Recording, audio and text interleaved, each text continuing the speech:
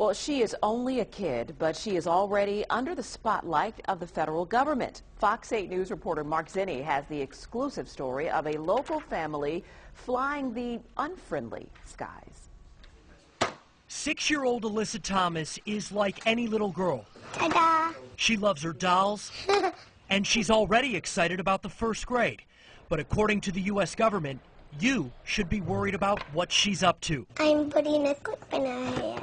We were like puzzled. I'm like, well, you know, she's kind of 6 years old. This is not something that should be typical. But I'm like, well, okay. Dr. Santosh Thomas was just made aware that his oldest daughter is on the list, the terror watch list that impacts travelers who could be a threat to national security.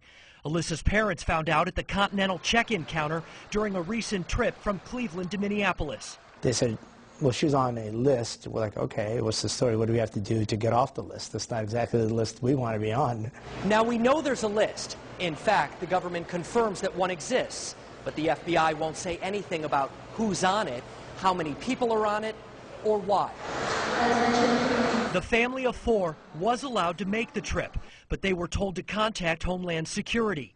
This letter is the response to 6-year-old Alyssa, and the bottom line, the government won't confirm nor deny any information they have about her or someone else with the same name. She's been flying since she was 2 months old, so that has not been an issue. In fact, we had traveled to Mexico in February, and there were no issues at that time. According to the TSA, Alyssa never had problems before because the Secure Flight program just began in June for all domestic flights. A spokesperson will only say, quote, the watch lists are an important layer of security to prevent individuals with known or suspected ties to terrorism from flying. Alyssa has other priorities right now. My Barbie, my Magic Man, and jumping in my bed.